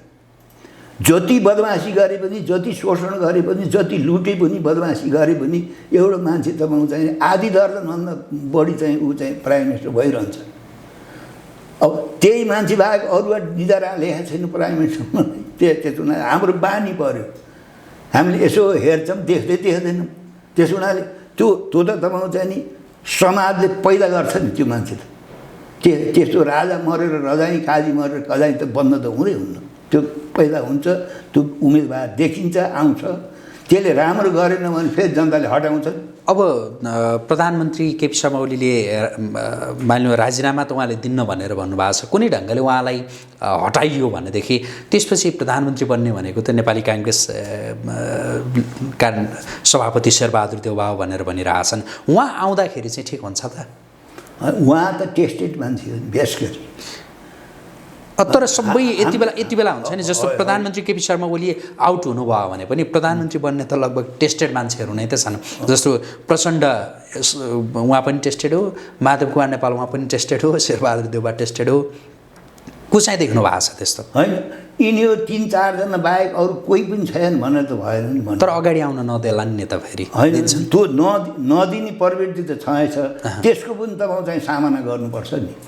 त्यस कारणले अहिले हामीले कसलाई प्रधानमन्त्री बनाउने भनेर असंवैधानिक, अलोकतान्त्रिक, अप्रजातान्त्रिक काम गरेको मान्छे हटाएर अब कोही छैन जुहाना झोल खाएको भएर त्यसरी भन्न निष्कर्ष निकाल्न हुन्न। हामीले अहिले भर्खरै यही मान्छे बन्नुपर्छ भनेर हामीले भन्न सक्दैनौँ। कमसेकम देशको राष्ट्रियता, सार्वभौमता र अखण्डताको सौदाबाजी नगर्ने मान्छे, बढी चाहिँ राष्ट्र जनताको पक्षमा काम गर्ने मान्छे चाहिँ मुलुकले निकाल्ला नि। जस्तो विकल्पका रूपमा जसपाका केही नेताहरूको नाम आएको छ होइन, महन्त ठाकुर, डाक्टर बाबुराम भट्टराई लगायतको नाम पनि आइरहेको छ। उहाँहरू ओली हटेर उहाँहरू बन्दाखेरि चाहिँ हुन्छ त राम्रो? राम्रो हुन्छ त मैले भने होइन नि। के होला त? सबभन्दा राम्रो त अझै पनि तपाईँ चाहिँ वामपन्थी ओलीजीले बाटो साफ गर्नुपर्छ। अहिले पनि तपाईँ वामपन्थीहरूले एउटै पार्टी नभए पनि अहिले पनि वामपन्थीहरूको यो मुलुकमा झन्डै 2/3 मत छ। त्यही भित्रबाट चाहिँ प्रधानमन्त्री हुनुपर्छ। त्यहाँबाट हुने सम्भावना नरहँदाखेरि उहाँहरूको नाम आइरहेको छ। जसपाले सरकारको नेतृत्व गर्यो भनेदेखिको अवस्था को केही पूर्वानुमान गर्न सकिन्छ? उहाँहरूको राजनीति, उहाँहरूका मार्ग, उहाँहरूले संशोधन प्रस्ताव ल्याइरहेको त्यो त जम्मै जागजाहेर छ नि त। त्यसो भएर राष्ट्रिय जनमोर्चाले चोर भए नि चण्डाल भए नि अहिले पनि तपाईँको चाहिँ वामपन्थीहरूको चाहिँ प्रशस्त बहुमत छ। त्यसो हुनाले अब पछिको चुनावलाई त जे गर्लान् नेपालीहरूले। अहिले पनि वामपन्थीहरू चाहिँ सरकार बन्नुपर्छ। पार्टी एकता हुन नसके पनि सहकार्य गरेर कार्यगत एकता गरेर तपाईँ चाहिँ नि वामपन्थीहरूकै तपाईँ बहुमत छ नि, अझै पनि 2 वर्षलाई संसदभित्र भन्ने राष्ट्रिय जनमोर्चाको सुझाव छ। जसपाको नेतृत्वमा सरकार बन्नुभन्दा चाहिँ बरु ओली नै ठिक हो। केही गरी वामपन्थी नेतृत्वमा अरू कुनै नेताहरूको नेतृत्वमा सरकार बन्न सकेन होइन। ओलीजीलाई 3 वर्ष ठिक भनेरै हामीले समर्थन। अब चाहिँ ठिक भन्न सकेन। उहाँले त बेठी गरिसक्नुभयो नि। अब उहाँलाई कुनै हालतमा स्वीकार उहाँलाई जब हामीले चाहिँ बाटो अब साफ गर्न सक्नुहुन्न, उहाँको योग्यता, क्षमता, हैसियत देखियो त भनिसक्यौँ नि हामीले। बारम्बार मेरो मुहार चाहिँ उनी हट्नै पर्छ भन्ने किन दोहोऱ्याउन लाउनुहुन्छ? देखियो त। अब अहिले उहाँ विजेता जस्तो देखिनुहुन्छ। सर्वोदल दबाउ चाहिँ नि यो गलत भयो, असंवैधानिक भयो भने टुङ्गोमा लाएन। एमाले माओवादी समेत बनाइदियो। मागै नगरेको कुरा चाहिँ ऋषि कटेलले त्यो गराइसकेपछि र आफ्नै एमाले पनि घाँजा भइसकेपछि, अब नेकपा माओवादी अलग भएर गइसकेपछि ओलीजीले आफूलाई अझ विजेताकै रूपमा प्रस्तुत गरिरहनु भएको छ। यत्रो क्षति मुलुकलाई पुर्याइसकेपछि ल भन्नुहोस्, यो ठुलो क्षति होइन? त्यसो भयो भने जसको त म चाहिँ नि अब सबैको इतिहास थाहा छ नि हामीलाई त। देशको राष्ट्रियताप्रति के छ नीति, यो राज्य सङ्घीयताप्रति के छ नीति, सङ्घीयका आवरणमा चाहिँ के गराउन खोजेका छन् तपाईँको चाहिँ नेपालमा, राष्ट्रियताको सौदाबाजी गरेर के भइरहेको छ त्यो हामीले जानेका छौँ। यो सङ्घीयताको मामलामा चाहिँ के तपाईसँग त्यो विचार मिल्ने चाहिँ ठ्याक्कै बाहिर त उहाँले भन्नुभएको छैन, तर भित्री रूपमा चाहिँ प्रधानमन्त्री ओली नै हो भनेर भन्छन्। उहाँले नि सङ्घीयता रुचाउनु भएको छैन, उहाँ पनि चित्रबहादुर केसीकै लाइनको हो भनेर भन्छन्। त्यस्तो केही हो? होइन, उहाँ त रिस उठेर भन्ने कुरा हो। त्यो त तपाईँ चाहिँ तत्कालीन एमाले माओवादीका यी ठुला नेताहरू कसैले पनि तपाईँ चाहिँ यो सङ्घीयता नेपालीको हितमा हुन्छ उहाँ बोकेकै होइन। बुझ्नु भएन? कोही इमान्दार छन्, मसित नि भन्छन् एका दुःख, म नाम लिन चाहन्न। यो बेकारमा चाहिँ नि अब चाहिँ विदेशीहरूले बोकाए यो भारी, हाम्रा नेताहरूले चाहिँ बोके, यो चाहिँ गलत भयो भन्ने कुरा त तत्कालीन तपाईँ चाहिँ नेपाली काङ्ग्रेसका कतिपय नेताहरूले, एमालेका नेताहरू, ती साथीहरूलाई सबैलाई अनुभव भएको छ। तर नेपालमा के हुँदो रहेछ भनेर भन्दाखेरि तपाईँ चाहिँ नि राष्ट्रलाई के हित हुन्छ होइन कि त्यो विदेशीले बोकाउने भारी बोकेपछि मलाई के लाभ हुन्छ? त्यो आफूलाई केन्द्रमा राखेर, राष्ट्रलाई जनतालाई केन्द्रमा राखेर भन्दा त्यो हो नि। ल भन्नुहोस्, त्यो त्यति बेला अब 64 सालमा संविधान सभामा तपाईँ चाहिँ 25वटा पार्टी थिए, राष्ट्रिय जनमोर्चालाई एक्लै पारे नि त। अहिले तपाईँले अब पहिले के थियो, यो सङ्घीयता आउनुभन्दा पहिले यी राजनीतिक पार्टीहरूको भाँड भैलो, झगडा, गुटबन्दी, किनबेच सबै लीला कहाँ हुन्थ्यो? सिंहदरबारभित्र हुन्थ्यो। अहिले त यो लीला चाहिँ 8वटा ठाउँमा छ। तपाईँ हेर्नुहोस्, दैलेखमा उमा चाहिँ हेर्नुहोस्, सुर्खेत हेर्नुहोस्, धनगढी हेर्नुहोस्, यता गएर हेटौँडा हेर्नुहोस्, विराटनगर हेर्नुहोस् त त्यहाँ यति धेरै चाहिँ सांसदहरू, यति धेरै मन्त्रीहरूको सङ्ख्या। अझ पहिले त यहाँ चाहिँ सिंहदरबारभित्र हुने रतौली अहिले पार्टीहरूको भन्नु न किनमेच गुटबन्दी, तपाईँ यो दिउँला म कहाँ आइज यो मिलेर सरकार बनाउने, सरकार मिल्छ भनेदेखि चाहिँ यो शर्त पुरा गर्नुपर्छ तिमीहरूलाई साथी। अहिले यिनै वामपन्थीहरूले तपाईँ चाहिँ शर्त आशै छैन, आफ्ना पार्टीका शर्त, यो शर्त पुरा गर्छौ भने हामी तिमीसँग आउँछौँ, होइन भने यो शर्त पुरा गर्नुपर्छ। जुन शर्त मान्दाखेरि तपाईँ चाहिँ देशलाई तपाईँ चाहिँ दुर्गामी असर पर्छ, त्यस्ता शर्त बोकाउन चाहिँ लागिरहेको छ, कुरा भइरहेको छ। भनेपछि त 7 साल पछिको तपाईँ चाहिँ राष्ट्रियताको पक्षमा हामीलाई चित्त बुझे नबुझे पनि जति चाहिँ वामपन्थीहरूले सङ्घर्ष गर्दै आएका छन्, वामपन्थीको अनुपस्थितिमा नेपाल अहिलेसम्म सिक्किम भइसक्थ्यो। साँच्चै कुरा गर्नुहुन्छ भने म आफू वामपन्थी भएको हुनाले वामपन्थीलाई चाहिँ सराहना गरे होइन। म अघि सोधिरहेको थिएँ यहाँसँग कि यो सङ्घीयताका सवालमा अहिलेका समकालीन नेताहरूमध्ये तपाईँसँग मन मिल्ने चाहिँ केपी शर्मा ओली नै हो भनेर भन्छन्। त्यो मान्छेहरूले त्यो नबुझेर भनेका होलान् कि उहाँ ठ्याक्कै अघि पनि मैले भने कि सङ्घीयता तपाईँलाई मात्रै मन नपरेको होइन, प्रधानमन्त्री केपी शर्मा ओलीलाई नि मन परिरहेको छैन। त्यो भएर अन्ततः चित्रबहादुर केसी र प्रधानमन्त्री ओलीको चाहिँ त्यो मन ठ्याक्क मिल्छ भनेर भन्छन्। त्यस्तो होइन? यहाँलाई लाग्दैन त्यस्तो? त्यो व्यक्तिगत कस्टमना के छ भन्ने कुरा बेग्लै हो होइन। यदि त्यसो भए त एमसिसी पास गर्न त्यत्रो खुलेआम चाहिँ लडाइँ गर्ने ओलीजीले सङ्घीयता बेठिक छ भन्ने उहाँको मना लाएर मात्र भएन नि। त्यो खारेज गर्नुको लागि त राष्ट्रिय जनमोर्चा चित्रबहादुर केही त चाहिँ साथ हुनुहुन्थ्यो नि। उहाँले माहौल मिलाइरहनु भएको छ, बनाइरहनु भएको छ, सङ्घीयतालाई बदनाम हुने खालका गतिविधि उहाँले नै त्यो सृजना गरिदिइरहनु भएको छ भनेर त्यो चाहिँ सङ्घीयता यो मुलुकलाई बोकाएर यो मुलुकलाई विच्छेद गराउन खोज्नेहरूले गर्ने कुरा हो। त्यो हेर्नु, त्यो बेकार कुरा हो। अहिले पनि चाहिँ जातीय प्रदेश चाहिएछ कतिलाई, अहिले पनि हिमाल पहाड 8वटा जिल्ला टुक्राइसके तराईको सम्पूर्ण चाहिँ महाकालदेखि मेचीसम्मको तपाईँ चाहिँ 20वटा जिल्लालाई चाहिँ तराईबाट पहाडबाट अलग गरेर पनि संशोधन प्रस्ताव आइरहेको छ। कस्ता कस्ता तपाईँ चाहिँ शर्तहरू अहिले आइरहेको छ सरकार चाहिँ बनाउने कुरामा तपाईँले देखिरहनु भएको छ नि। त्यसो भएको हुनाले व्यक्तिगत मना के छ भन्ने कुरा अब तपाईँका मनका कुरा मैले अन्दाज गरेर अब ओलीजीलाई त्यसो भनेपछि अब किन चाहिँ त्यत्रो बहुमत आएछ नेपाली जनताको चाहिँ समर्थन त्यो होइन, उहाँका मना होला, अरू नेपाली कहाँ कतिपय नेताको मना होला, एमालेका साथीहरू कतिका मना होला, यो सङ्घीयता बेठी भयो। उहाँहरूको इमान्दार त के हुन्थ्यो भने जुन बेला शक्ति राष्ट्रहरूले तिमीहरूले सङ्घीयता बोक्नुपर्छ, त्यसमा नि अझ जातीय सङ्घीयता बोकेर हिँड्ने त नेकपा हो, तत्कालीन नेकपा प्रचण्ड बाबुरामहरू हुन् भनौँ न। अब आफ्नो चाहिँ स्वार्थ सिद्धि गर्नुको लागि, आफ्नो महत्त्वाकांक्षा पुरा गर्नुको लागि राष्ट्रको अहितमा हुने प्रणाली स्वीकार गर्नुहुन्छ, बोक्नुहुन्छ। यो बोकेको बोकाएको कुरामा नि जस्तो हिजो मात्रै माओवादी अध्यक्ष पुष्पकमल दाहाल प्रचण्डले लामो समय त विभिन्न कुराहरू त्यो बोकाएर पालित पोषित यही शब्द प्रयोग गर्नुभएको छ। 20-25 वर्षदेखि पालित पोषित गरेको व्यक्ति केपी शर्मा ओली हो भनेर उहाँले भनिदिनु भयो। अब यता ओलीका तर्फबाट पनि यी यस्तै खालका अभिव्यक्तिहरू प्रचण्डका विरुद्धमा आइरहेका हुन्छन्। यसलाई चाहिँ कुन रूपमा हेर्नुहुन्छ? यी नेताहरूका यो कुराहरू सुनिरहँदाखेरि चाहिँ के लाग्छ यहाँलाई? त्यो अहिले ओलीजीले चाहिँ संसद विघटन गरेका कारणले मैले यो कुरा त भनेको छैन। तपाईँले मसित त यसभन्दा पहिले पटक पटक अन्तर्वार्ता लिइरहनु भएको छ। मैले स्वर बदलेको छु। 20-25 वर्षदेखि ओली चाहिँ विदेशीहरूको तपाईँ चाहिँ दलाली गर्ने भएको भए किन चाहिँ प्रचण्डजीले चाहिँ ओलीसँग पार्टी एकता गर्नुभयो त? उसो भए त्यस खालको मान्छेसित अहिले ओलीले तपाईँ चाहिँ प्रचण्डजीलाई जुन तपाईँ चाहिँ आरोपहरू लगाइरहनु त्यस्तो गलत तत्त्व त्यस्तो गलतसित किन उहाँले घाँटी जोड्नुभयो? यस कारणले जोड्नुभयो कि जोडेपछि सत्तामा जान पाइन्थ्यो, सत्ताको रसास्वादन गर्न पाइन्थ्यो। त्यस कारणले त्यस्ता त्यो अब रिस उठेको बेला गरेको कुराले काम दिन्छ।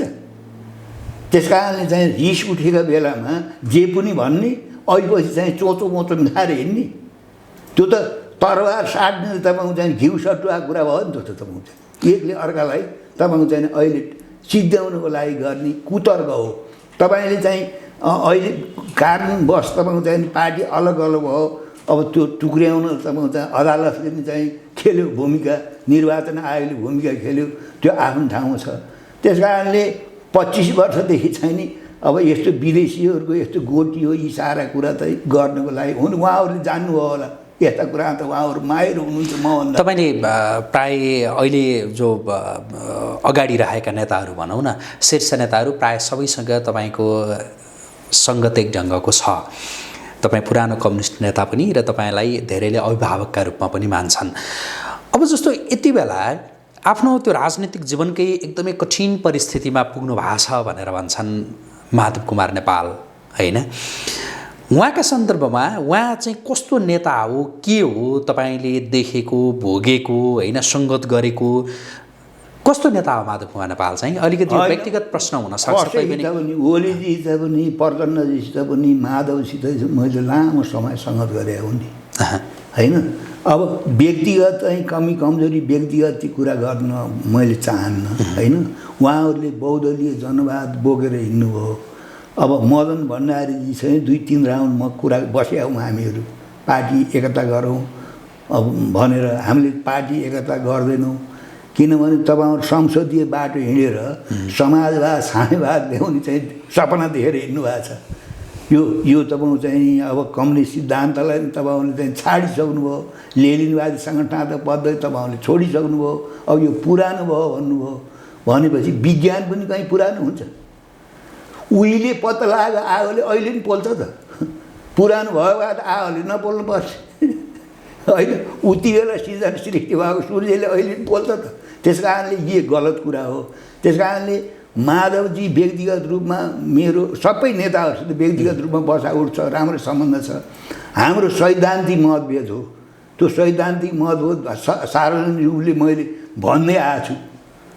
तपाईँहरूले चाहिँ त्यो जनताको बहुदलीय जनवाद भनेको अब चाहिँ रुस ढल्यो, चाइना ढल्यो, अब कतिपय देशहरूमा तपाईँको चाहिँ पुँजीवादले तपाईँको चाहिँ हावी भयो। अब तपाईँहरू चाहिँ नि अब लेनिनवादी संगठनात्मक पद्धति र मार्क्सवादको आधारको सिद्धान्तमा हिँड्यो भने छिट्टै सत्तामा गइन्छ, सत्ताको रस आस्वादन गर्न सकिन्छ कम्युनिस्टको नामबाट भनेर। अब त्यो तपाईँहरूले चाहिँ नसकेर अब त्यसो हुनाले चाहिँ जनताको बहुदलीय जनवाद, बहुदलीय जनवाद त ठुला पुँजीपतिहरूको, ठेकेदारहरूको, तस्करहरूको, माफियाहरूको हो नि त। त्यो बहुदलीय जनवाद त चाहिँ कम्युनिस्टहरूको हुन्छ, लेनिनवादी चाहिँ सिद्धान्त मार्क्सवाद पढ्नेले। त्यस कारणले उहाँसँग सैद्धान्तिक केही मेरो मत होला, व्यक्तिगत रूपमा मैले कसैको पनि टिका टिप्पणी गर्न चाहन्न। उहाँको राजनीतिक जीवन नै अब समाप्त भयो भनेर यो ढङ्गले मान्छेहरूले भनिरहेका छन्, तपाईँलाई त्यस्तो लाग्छ? यो एउटा घटना परिघटनाबाट त्यो भन्छन् तपाईँको चाहिँ नि, भन्न त तपाईँको चाहिँ नि अब भन्छन्, कुरा गर्ने स्वतन्त्रता छ नि त, भन्छन् नि, त्यो त कुरा गर्छन्। माधव नेपाल त्यो अवस्थामा पुगिसक्नु भयो होला या होइन होला, तपाईँलाई के लाग्छ? मैले त्यो पत्याउनु, यत्तिकै पलायन हुने नेता होइन होला त्यो मैले पत्याउनु, त्यो कुरा चाहिँ मलाई विश्वास लाग्दैन। किनभने पार्टीभित्र म आफै पनि कतिचोटि पार्टीको कारवाही परेका मान्छे, मोहन विक्रम सिंहलाई म आफैले त म चाहिँ नि 3 वर्ष पार्टीको साधारण सदस्य हटाएको मान्छे, अहिले पनि त उहाँ हाम्रो शीर्ष नेता हुनुहुन्छ त, अहिले पनि काम गरिरहनु भएको छ। त्यस कारणले पार्टीमा बसेपछि यस्ता कारवाही गर्ने, पार्टीबाट निकाल्ने, एउटाले अर्कालाई चाहिँ नि कारवाही यस्ता त चलिरहन्छन्। तैपनि अब यो राष्ट्र र जनताको पक्षमा काम गर्नलाई पार्टीको महामन्त्री नै हुनुपर्ने, पार्टीको अध्यक्षै हुनुपर्ने भन्ने कुरा मैले मान्दिनँ। अब हामी कुराकानीको अन्त्यतिर पनि छौँ। तपाईँले त्यो जोडदार रूपमा उठाइरहनु भएको होइन सङ्घीयता जो ठिक छैन, यो सङ्घीयता खारेज नहुने हो भनेदेखि यसले अन्ततः देशलाई नै खारेज गर्छ भनेर बारम्बार भनिरहनु भएको र सँगसँगै तपाईँ फेरि कम्युनिस्टहरू चाहिँ एक ढिक्का हुनुपर्छ भनेर पनि बारम्बार भनिरहनु भएको नेता। प्राय अरू कम्युनिस्टहरू जो सङ्घीयताका पक्षमा छन्, तपाईँ मात्रै विपक्षमा हुनुहुन्छ। तर तपाईँको जो सङ्घीयताका सवालमा तपाईँको सोच चाहिँ फेरि राजसंस्था पक्षधरहरूसँग मिल्छ, जसलाई तपाईँहरू पश्चगामी शक्ति भनेर भन्नुहुन्छ नि, राप्रपा लगायतका शक्तिहरू, उहाँहरूसँग मिल्छ। तपाईँहरूको कार्यगत एकता कोहीसँग हुन सक्दैन यो मामलामा? होइन, त्यो त तपाईँको चाहिँ नि कुनै बेला त राप्रपासँग नि कार्यगत एकता त भयो त। जुन बेला यिनीहरूले महाकाली सन्धि गरेर नेपाललाई महाकाली नदी बुझाए काङ्ग्रेस एमाले, त्यति बेला त मैले लिड गरेको जुलुसमा त कृतिनिधि विष्ट नि हिँड्नुभयो त सँगै। त्यसमा जुन इस्यु मिल्छ त्यो इस्युमा चाहिँ कार्यगत एकता गर्न त आम चलन हुन्छ, नेपाल मात्रै होइन नि त। अब गणतन्त्र चाहिँ आउनु त मधेसवादी पार्टीहरूसित चाहिँ गणतन्त्रको पक्षको लडाइँमा मधेसवादी पार्टीहरूसँग हाम्रो कार्यगत एकता भएन। अहिले त कैयौँ विवाद छ, उहाँहरूलाई मैले आलोचना गर्छु, उहाँहरूले मलाई संहिता विरोधी हो 1 नम्बर भन्नुहुन्छ।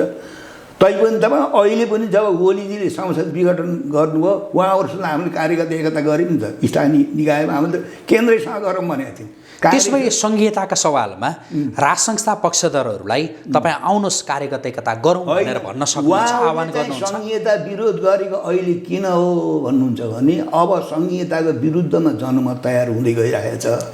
अब यसबाट फाइदा उठाउनुपर्छ भनेर उहाँले हो। तपाईँलाई एउटा उदाहरण म भन्छु। माउन्टेन टिभीमा कमलजी र मलाई चाहिँ म चाहिँ नि अन्तर्वार्तामा बोलाएको थिएँ भर्खर संहिता यहाँ मुलुकलाई बोकाएको बेलामा। यस्तै बसेला उहाँको मेरो कुरा हो, दाइले संहिता विरोध गर्नुहुन्छ यो त ठिकै हो भने, तपाईँ नि भने मैले, म पनि संहिता पक्ष होइन भने मैले, उहाँले भन्नुभयो। भनेपछि तपाईँ संहिताको विरोधी नै हो भने आजको यो माउन्टेन टिभीमा भन्नुहुन्छ नेपाली जनताले यो संहिताका पक्षमा राप्रपा छैन भनेर भन्नु त, ल त्यति देखाउनु त खुबी भने मैले त्यो 2टा बजेला। उहाँले भन्नु मलाई त मार्छन् भन्नु, पञ्चे भन्छन् मण्डली भन्छन्, मलाई त मार्छन् भन्नु, मलाई पनि त मार्दा हुने त्यसो भयो भने तपाईँलाई मार्दैन भने। त्यसमा उहाँहरूलाई अहिले के लाग्छ बल्ल भने यो चाहिँ यो कुशासनको कारणले गणतन्त्र पनि चाहिन्न भनिरहनु भएको छ। गणतन्त्रै नचाहिनेलाई धर्मनिरपेक्ष नचाहिनेलाई त चाहिँ नि त्यो त अहिले चाहिँ नेपालमा संहिता विरोधी जनमत तयार भयो, उहाँले त्यो देखिरहनु भएको छ। उहाँहरूले यो संविधान च्यात्नुपर्छ, 72 सालको संविधान च्यातेपछि देश रहन्छ भन्नुहुन्छ, त्यो सुहाउने कुरा हो। मैले सोधेको चाहिँ त्यो संघीयताका सवाल होइन जस्तो संघीयताका सवालमा उहाँहरूले संहिताको विरोध गर्ने त संहिता विरोध गर्नेसित त हाम्रो तपाईँको चाहिँ त्यसको विरोध त केही भएन होइन मैले भनेको चाहिँ संघीयताका सवालमा चाहिँ अरू कम्युनिस्टहरूले तपाईँलाई साथ दिएको थाहा छैन कि कोही छन् भने उहाँहरूले पनि दिनु भएन होइन संघीयताका सवालमा चाहिँ तपाईँको र उहाँहरूको कुरा ठ्याक्कै एउटै छ नि त अरू अरू मामलामा भन्न कि मैले संघीयता देशको हितमा छैन भनेर तपाईँले नि भनिरहनु भएको छ राष्ट्र संस्था पक्षधरहरूले नि भनिरहनु भएको छ त्यो भएर एउटा इस्युमा चाहिँ कार्यगत एकता हुन सक्दैन भनेर सोधेको त्यो कुरालाई त हामीले जोसँग जे इस्युमा चाहिँ कुरा मिल्छ होइन मधेसवादीहरूसँग हाम्रो कहीँ मतभेद छ गणतन्त्र ल्याउने अभियानमा त उहाँहरूसँग हामी सँगै हिँड्यौँ अहिलेको चाहिँ ओलीजीले पुस 5 गति गरेको घटनामा त मधेसवादी साथीहरूसँग काङ्ग्रेससँग त हाम्रो सहकार्य त भयो त त्यस कारणले जुन इस्युमा महाकाली सन्धि उहाँ त ऊ चाहिँ सहकार्य भयो त रापरवासित त म चाहिँ पुरानो पञ्चहरू चाहिँ हामीसँगै हिँड्यौँ नि त त्यसो हुनाले तपाईँ चाहिँ नि इस्युमा तपाईँको चाहिँ घोषित अघोषित तपाईँ कार्यगत एकता हुनसक्छ प्रश्नसँग भन्दाखेरि उहाँहरूसँग यो मैले अरूमा भन्ने है तपाईँ यो गणतन्त्रवादी नेता होइन तपाईँलाई राष्ट्र संस्थाको एजेन्डासँग मैले जोडेको होइन तर राष्ट्र संस्था पक्षधरहरू र तपाईँका बिचमा तपाईँको पार्टीका बिचमा सङ्घीयताका सवालमा चाहिँ कार्यगत एकता हुन सक्छ प्रश्नसँग भन्दाखेरि होइन अहिले त उहाँहरू नै सङ्घीयताका विरुद्धमा त्यसरी आइसक्नु भएको छैन अहिले उहाँहरूले सङ्घीयता विरोध गरिरहनु भएको छ उहाँहरूको सङ्घीयता खारेजी भनेर होइन उहाँहरूको प्रधान विरोध गणतन्त्रसित हो धर्मनिरपेक्षतासित हो उहाँहरूको प्रधान माग नेपाललाई हिन्दू राज्य बनाउने हो हिन्दू राज्य बनाउनलाई हिन्दू सम्राट फर्काउने हो तर त्यो कुरासँग चाहिँ हाम्रो सहमत छैन त्यो चाहिँ उहाँहरूले सङ्घीयता चाहिँ बेठी छ यो देशलाई यो हट्नुपर्छ भन्ने कुरासित हाम्रो चाहिँ सहमत छ ठिकै हो त्यो त यो सङ्घीयतालाई राष्ट्रियताको सवालसँग जोडेर हेर्ने हो भनेदेखि कम्युनिस्टहरूसँग तपाईँको यो सङ्घीयताका सवालमा कुरै मिलेन अब तिनीहरूलाई राष्ट्रवादी भन्नुहुन्छ कि तपाईँ या राष्ट्र संस्था पक्षधरहरू जसले सङ्घीयता ठिक छैन भनेर भनिरहेछन् तिनीहरूलाई चाहिँ राष्ट्रवादी भन्नुहुन्छ होइन राजावादीहरू पनि तपाईँको चाहिँ राजा फर्काउने शर्तमा हो राष्ट्रवादी भएको बुझ्नु भएन राजा फर्काउने शर्तमा हो राष्ट्रवादी भएको अब सबभन्दा बढी लामो शासन त तपाईँको चाहिँ राजैले गरे नि त यो देशमा ल भन्नु 7 सालसम्मको राणाहरू थिए यहाँ त्यसपछिको बाँकी यो 70 वर्ष तपाईँको चाहिँ सरकार प्रमुख राष्ट्र प्रमुख को छ भन्नु त को थियो अहिले ज्ञानेन्द्रलाई हटाएपछि नै तपाईँको चाहिँ नि अहिले चाहिँ अब जनताको छोरी राष्ट्रपति भए सरकार प्रमुख भए त्यो बेग्लै कुरा हो त्यस कारणले यति लामो समय छन्जरी उहाँहरूलाई राष्ट्रियता प्रति तपाईँको चाहिँ नि 32 सालमै होइन लिम्बिया झुरा कालोपानी लिपुलेख नेपालको नक्साबाट हटाएर तपाईँको चाहिँ नक्सा छापेको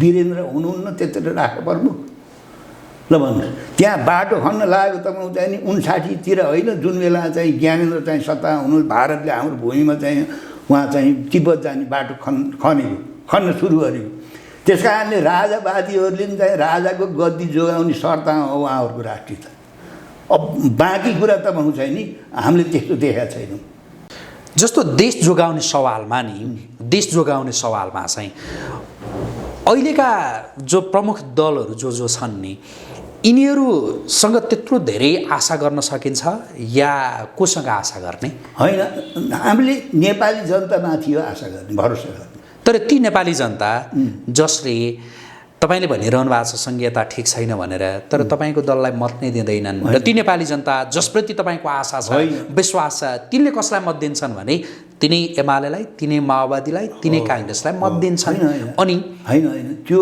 पिछडिएको देशमा बुझ्नु भएन पिछडिएको हाम्रो जस्तो पिछडिएको देशमा जहाँ तपाईँको चाहिँ नि पैसाको चाहिँ नि बढी चलखेल हुन्छ जहाँ बिचौलियाहरू चलखेल हुन्छ हामीले आफैले पनि तपाईँको चाहिँ सङ्घीयताले नेपाललाई ल्याउने नेपालमा ल्याउने दुष्परिणाम हामीले जनतालाई बुझाउन नसकेको कारण पनि हुनसक्छ त्यसको कारणले नेपाली जनताले राष्ट्रिय जनमोर्चालाई भोट दिएनन् त्यस कारणले सङ्घीयता विरोध गर्नु ठिक छैन हामी भन्दैनौँ हामीलाई नदिउन् भोट हामी संसदमा जान नपाऊँ हामी मन्त्री हुन नपाऊँ तर एक थोपा रगत चाहिँ नेपालबाट सङ्घीयता खारेज गर्ने होइन भने सङ्घीयताले हेर्दा हेर्दै कति जनताको चाहिँ सिक्किममा के भयो भन्नु त त्यो सिक्किमे जनताले ती लेमडुबेका ती सबै 3200जनालाई भोट हाले होइन 31जनालाई त्यस कारणले अब जनताले त्यति चाँडै के ठिक हो के बेठिक हो भनेर बुझ्ने भए त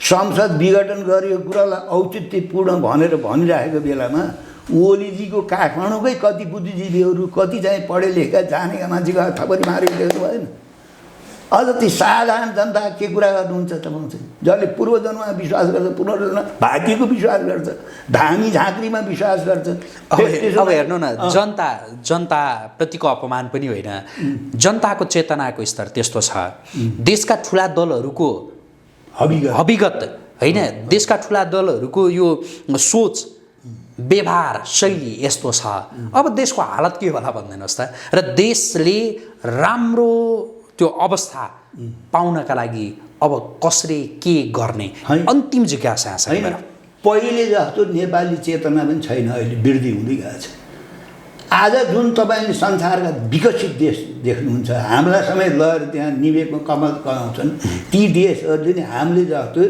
84 ठक्कर खाएर आजको त्यो विकसित त्यो अवस्थामा पुगेका हुन् त्यस कारणले अहिलेको नेपाली समाज 7 सालको जस्तो छैन राणाका जस्ता चाहिँ रहिती होइनौँ अहिले हामी अहिलेको नेपाली जनतामा चाहिँ बुझ्दैछन् के ठिक हो के बेठिक हो रातारात जनताले ठमाउने बुझ्ने दुधको दुध पानीको पानी त्यस्तो चाहिँ छुट्याउन सक्ने जनमत हामीले तयार गर्न सके भए त यस खालका अवसरवादीहरू यस खालका महत्त्वाकाङ्क्षीहरू राष्ट्र र जनतालाई भन्दा पनि आफ्नो निजी स्वार्थलाई केन्द्रमा राखेर शासन गर्नेहरूले हामीलाई बिहोर्नै पर्ने थिएन त्यस कारणले मैले त जाने भन्ने गरेको छु जबसम्म त्यो देशका जनताको चेतनाले निर्णायक काम गर्दैन तबसम्म तपाईँ चाहिँ नि मुलुकले प्रगति गर्न गाह्रो पर्छ त्यस कारणले जनतामा नि विकास आइरहेको छ अहिले देख्नु न यो चाहिँ संसद चाहिँ ओलीजीले विघटन गरेपछि त म चाहिँ नि देख्नु भएन देशभरिको चाहिँ विरोध प्रदर्शन यो बेठिक भयो भनेर त्यस कारणले जनताले चाहिँ के ठिक हो के बेठिक हो छुट्याउन समय लाग्छ हामीले पनि तपाईँ चाहिँ जनतालाई त्यस कारणले सङ्गठित गरेर चेतनशील बनाएर सत्यको पक्षमा न्यायको पक्षमा खडा हुने ल भन्नु न अब अरू कुनै देशमा पार्लियामेन्ट्री सिस्टम भएको देशमा प्रधानमन्त्रीले संसद चाहिँ विघटन गरेपछि अनि यो काम ठिक थियो भनेर राष्ट्रको ढुकुरी स्वाहा पारेर मान्छे जम्मा हुँदाखेरि चाहिँ हरर आउँथ्यो होला भन्नु न त्यस कारणले अहिले पनि हामी तपाईँ चाहिँ नि के छ भने खालि चाहिँ नेतालाई मात्रै सराप गरेर नेपाललाई मात्रै भट्टी सराप गरेर हुने हामीले पनि बुझ्नुपर्छ हामीलाई कुन कुन पार्टीका बिचौलियाहरूले हामीलाई घेराबन्दी गरेको छ कहाँ अब भोलि चुनाव भयो भने मान्छे आउँछन् कस्ता भन्नुहुन्थ्यो ती दुध लिनु आएको आउँछन् राष्ट्र र जनतालाई केन्द्रमा राखेर काम गर्ने नियम कानुन बनाउने मान्छे आउँछन् त्यस कारणले पहिलो शर्त हो नि जनताको त के ठिक हो के बेठिक हो के सत्य हो के असत्य हो भन्ने कुरा छुट्याउनु अहिले पनि धेरै जनताले राजनीति किन गर्ने पार्टीमा किन लाग्ने किनभने यस्तै उन्नत पार्टी भन्छन् हेर्नु त्यो सही पार्टी हेर्नु पऱ्यो ठिक पार्टीका नीति कार्यक्रम हेरेर त्यसलाई समर्थन गर्नु पऱ्यो त्यसलाई सहयोग गर्नु पऱ्यो त्यो प्रवृत्ति हुर्काउनु पऱ्यो त्यस कारणले सबै पार्टी त्यस्तै हुन् र होइनन् नि 25वटा पार्टीमा एउटै पार्टीले त म चाहिँ सङ्घीयता हुन्न भने अहिले धेरैलाई त्यो कुरा बिजिया छैन सबैका मना छैन फेरि अर्को कुरा नेपालीले भनिरहेको अहिले कुरा के हो भने चित्रबहादुर मात्रै हो सङ्घीयता विरोधी राष्ट्रिय जनमोर्चा होइन हाम्रो पार्टी होइन सम्पूर्ण पार्टीभित्र अरू कुरामा मतभेद होला सङ्घीयता खारेज गर्नुपर्छ भन्ने कुरा हाम्रो पार्टी एक ढिक्का छ अहिले पनि चित्रबहादुरले देवत्वकरण गरिरहेको छैन त्यो हो र होइन मिडियामा तपाईँ अहिले ज्यादा आउने व्यक्ति भएका कारणले होला होइन तपाईँ चाहिँ पार्टीले तपाईँ चाहिने जो नीति यो सङ्घीयता खारेज हुनुपर्छ भनेर पार्टीले बनाएको नीति बोकेर हिँडेको हो चित्रबहादुर त अरू त होइन नि त्यही त अहिले पनि तपाईँ चाहिँ नि